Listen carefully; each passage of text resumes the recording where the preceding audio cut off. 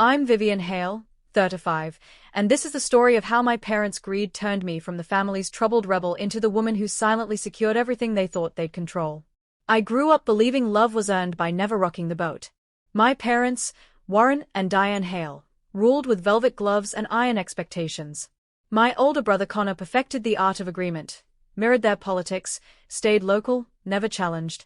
He got loans forgiven, the responsible son title, endless support. I questioned. I wanted logic. I saw when rules bent only for him. That made me the issue. They labeled me defiant, then unreliable, then unstable. When I moved out at 20 with a duffel and a diner job, they predicted, she'll be back in 6 months. I waitressed nights, studied finance days, became a wealth advisor, built a discreet practice guiding women through quiet fortunes.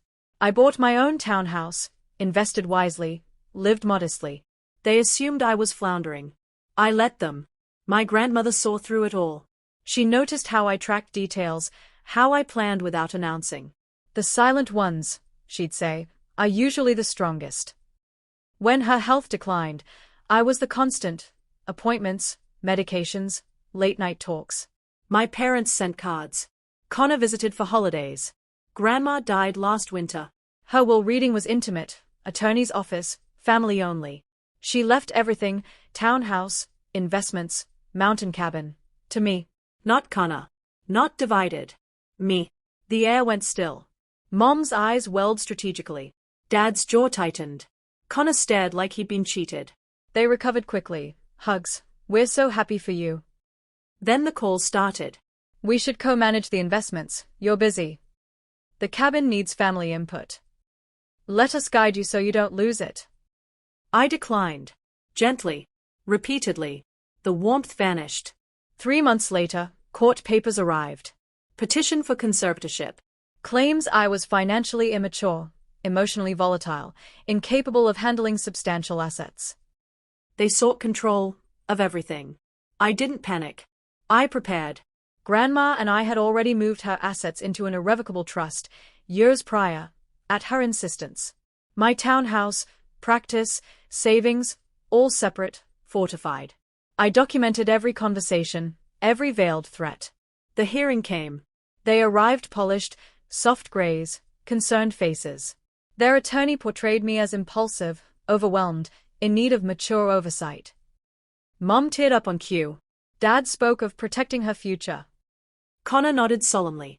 Then the judge requested records. He read deliberately. Townhouse deed, sole owner. Trust documents, irrevocable, pre-death. Practice revenue, steady growth. Investment portfolio, diversified, robust. The attorney faltered. Mom's tears dried mid-roll. Dad's composure cracked. The judge looked at them. This petition lacks merit. In fact, it appears frivolous. He dismissed it. With prejudice. Ordered them to cover my fees. In the corridor, they approached, shaken, diminished. Vivian, we only wanted, Mum began. You wanted control, I said quietly. You thought I'd fail without you. I didn't. Dad tried bluster. After everything. Everything you gave was conditional, I said. I'm done paying the interest. Connor muttered, this is unfair. Unfair, I echoed, is trying to strip your daughter's autonomy because she wouldn't hand over her life. I walked away. No scene. Just the echo of my steps. 6 months later, the mountain cabin hosts financial literacy retreats for young women. My practice flourishes. I mentor quietly, especially daughters from families who measure love in obedience. My parents send holiday cards, generic, unsigned inside. Connor's messages go unread. I reply to none. Some call me detached. I call it delivered. Because the day they tried to declare me incapable, they learned I'd been capable all along. And the quiet these days? Worth every voice they never listened to.